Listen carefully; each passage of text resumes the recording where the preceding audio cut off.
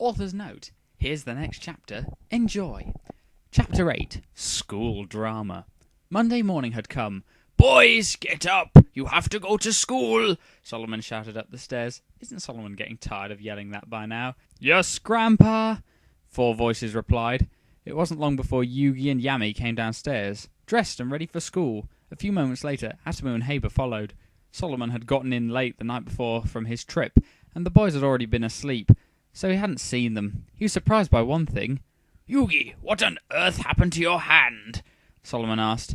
"Oh," Yugi said, glancing down at his hand. "You see," Yugi said, rubbing the back of his head. He was rather uneasy about this. "Well?" Solomon asked. Yugi sighed, deciding to be honest. "Well, Friday, Tyler tricked me into believing that we had been dating before I lost my memory, so I agreed to go out with him. I found out that he had lied to me about us being dating. I figured out that I had never wanted to go out with him in the first place, and the only reason that Tyler wanted to go out with me was to get me in bed. I got pissed off at him, and I ended up punching him the jaw, which resulted in me having a broken hand," Yugi said. "What?" Solomon exclaimed, shocked at this. Oh no, Grandpa's forgot to put his hearing aid in again. Haber, Atomu, and Yami all looked at each other, wondering what Solomon would say. "Yugi, I wouldn't have expected this from you. One of them maybe, but not you," Solomon said, referring to Yami, Atomu, and Haber. "Thanks, I really couldn't have guessed who else he was referring to." "Trust me, I wanted to hit the guy when he tricked Yugi," Yami said. "Actually, you wanted to kill the guy," Haber said. "Well, I'm glad you didn't do that," Solomon said. He looked at Yugi. "I never expected this," Solomon said, and now he's beginning to repeat himself. "I know, Grandpa. I know that I should have handled this situation better, but he really made me angry with the way he tricked me and tried to use me. He took advantage of the fact that I couldn't remember anything, and when I learned that he had done that knowing I didn't like him and that I did have a boyfriend, I lost my temper. I'm not that proud of what I did, and it won't happen again," Yugi said. Solomon sighed. "Well, I can understand why you did what you did. I agree. He shouldn't have taken advantage of your memory loss the way he did. I just don't want to hear of this happening again," Solomon said. "All right, Grandpa, we won't tell you next time." "It won't," Yugi assured him. "I can't make the same promise," Yami said. "Me either," Atomu and Haber said at the same time. "You 3 I expect it from. Sit down," Solomon said as he got breakfast ready. "What? I expect this from you. That means that if you do it, I won't mind. As long as Yugi doesn't try to kill someone. That's bad." "You might as well tell him about you two," Atomu muttered to Yugi and Yami. Solomon heard the remark, though. He turned back around. "What are you talking about?" Solomon asked. "I know that Yami and I were dating before I lost my memory," Yugi said. "You told him?" Solomon said, looking at Yami. Yami raised his hand. "Hey, he asked me directly if he and I were dating before the memory loss, and I answered honestly," Yami said. "How did you find out, Yugi?" Solomon asked, looking at his grandson. "Well, I found a photo album that I had put together of me and Yami. I figured it out from that," Yugi said. "Yugi talked to me and we've decided to start going out again." No indication as to who's saying that, but I'm just going to assume. In fact, I could just put any character there. "Ooh, Yugi talked to me and we've decided to start going out again." My Pegasus, how unbelievably camp you are. "Plus, he remembers when he gave Yami the necklace," Haber said. "You do?" Solomon asked, surprised. Yugi nodded. "Maybe this means that you will get your memory back," Solomon said. "Or it could just be a one-off and you will never remember anything else. Ha ha ha. Possibilities." "That's what we're all hoping," Yami said. "Well, eat up," Solomon said as he set the plates of scrambled eggs, bacon, toast, and grits in front of the boys. They eat grits now, apparently. Oh, these kids today. The 4 started eating. Solomon looked over at Yugi.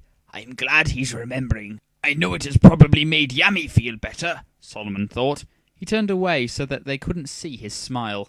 "I'm certain that Yami's happy that he and Yugi are dating again," Solomon added. "Mustn't let them see my smile. My smile is my weakness." It wasn't long before the boys were done. "Bye, Grandpa," the 4 said as they left the house. "Bye, have a good day," Solomon called after them. The 4 headed towards school. "So, how do you think that the school's going to react when they find out you 2 are back together?" Atomu asked as he looked over at Yugi and Yami. "I don't know, and I don't care," Yami said. He was holding Yugi's hand in his. "Neither do I," Yugi added. Tyler's gonna be beyond pissed, Haber said. Yugi rolled his eyes. He can be pissed, enraged, furious, and angry, all rolled into one for all I care. It's not gonna change anything, Yugi said. He then laughed. Of course, I think I might need to thank him, Yugi said. Yami, Atomu, and Haber all looked over Yugi. Why on earth would you want to thank Tyler? Haber asked. Because if he hadn't pulled his underhanded stunt, I wouldn't have wanted to start remembering so much so that I couldn't be tricked again. Yes, because I didn't want to remember anything before that. I might not have found that photo album or figured that Yami and I were dating before the shooting, Yugi said. Well, I suppose that is one way to look at it, but I won't thank him. I'm still too pizzazz at him, Yami said. That's understandable, Yugi said. The group was soon joined by Taya, Tristan, Ryu, and Malik. Hey guys, Malik said. Taya noticed Yugi and Yami holding hands. What's with that? Taya asked. Well, I found out on Saturday that Yami and I were dating before I lost my memory, so we decided to start going out again, Yugi explained. Why did you tell us? Tristan asked. Why did you use your telepathy to tell us? Because this happened after all of us were out on Saturday, Yami replied. Ooh, Tristan said. Tristan got pwned. That's great news, though, Ryu said, happy for his friends. The group walked toward the school. Yugi also remembers giving Yami the yin and yang necklace, Atomu said. Well, technically it was only half of it, so it was either the yin or the yang part of the necklace. Please tell me which part it was, because I don't really know. You do? Taya asked. Yeah, Yugi admitted. Admitted sounds like he's a bit ashamed of it, you know. That's great. Maybe you'll regain the rest of your memory soon, Malik said.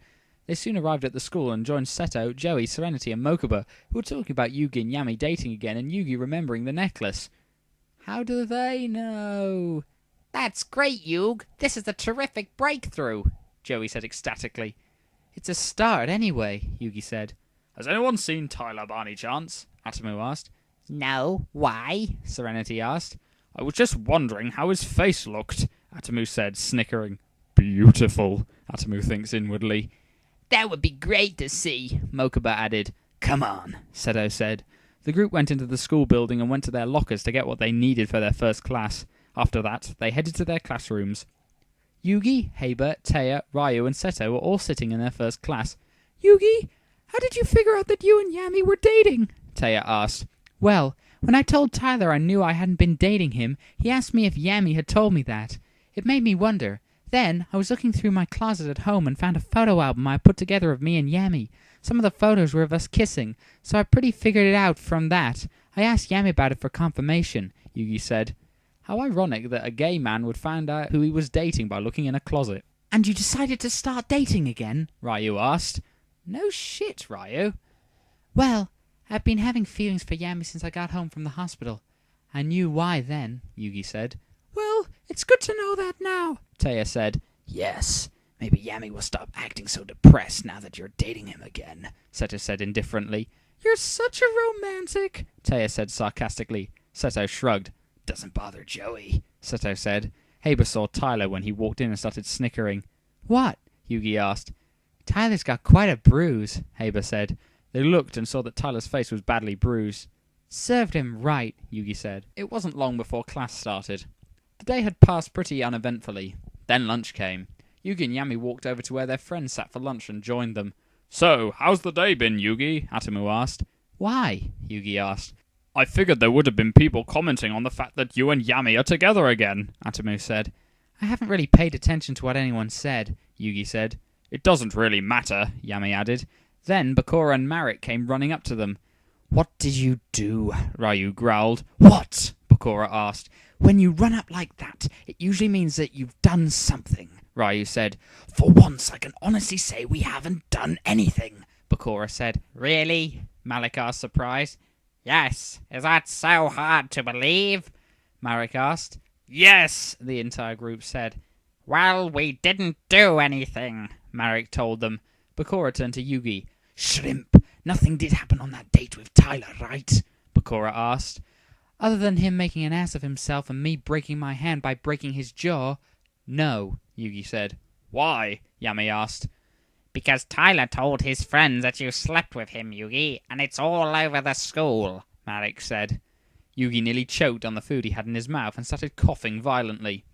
Yami started to pat Yugi on the back, pissed off that Tyler did this. Really? I thought he'd be happy. He said what? Yugi exclaimed. Yeah, I overheard Tyler talking about it with his friends, Bakura said. That's it. I'm killing him, Yami growled. Tyler had finally crossed the line, and Yami was not going to let him get away with it. Yami stood up, intent on finding Tyler and beating the living shit out of him. Yugi grabbed Yami by the arm and pulled him back down. No, Yami, don't, Yugi said. Why not? I'm not going to let him get away with this, Yami said, purely angered. Yami, you're not going to do anything. I'm going to handle this, Yugi said. But Yugi, remember what Grandpa said. It's okay if the rest of them do something, but not you. Yami wasn't the only one had been pissed off by what Tyler said. Are you sure, Yugi? Heiba asked. Yes, if he thinks that I'm going to let him get away with this, then he's purely delusional, Yugi said. He then stood up. Think we should go with him? Joey asked. No, Yugi can handle himself, Heiba said. He smirked and said, but I would like to see how this plays out. The entire group got up and headed after Yugi to see what happened. Tyler and his friends were sitting together. I still can't believe that you got Yugi in your bed. I was sure you'd have to date him for a while before he gave in, one of the guys said. Tyler shrugged. You know me. With my charms, there's no one that I can't get in my bed. It didn't take much either, Tyler asked. How'd he react when you told him you just dated him for sex, and that you two would never be together again? Another asked, played by Alan Rickman in this case, or a rubbish version of Alan Rickman. Like I thought he's act. He was heartbroken, Tyler said.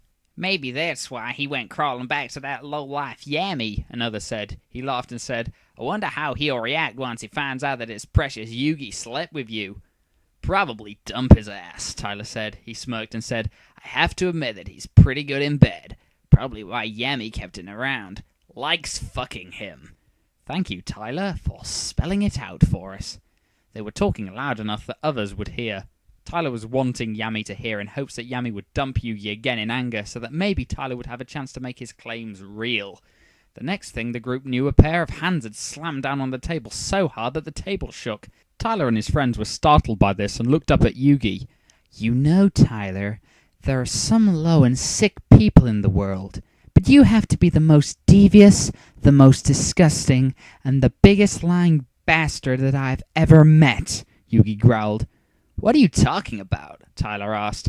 I'm talking about the fact that you told your Neanderthal friends here that you slept with me on that date when no such thing happened, Yugi snapped. Tyler began to get uneasy. Of course we did. You just don't want to admit it, Tyler retorted. Or you don't remember. Rehypnol can have that effect.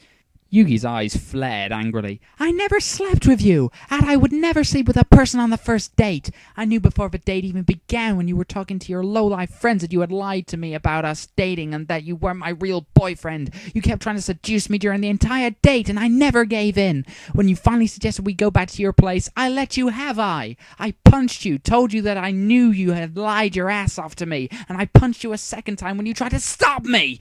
Yugi spat angrily. Tyler didn't like this. Stop yelling, Tyler hissed. Why? You and your friends don't mind talking loud enough to try and get people to think we slept together. So no, I won't stop yelling, Yugi retorted. The entire schoolyard had gone quiet, and everyone was listening to the argument. Tyler, what's going on? One of his friends asked. Nothing, Tyler retorted. Tyler didn't want to look like a loser in front of you guys, so he made up a story about us having sex, which was not true.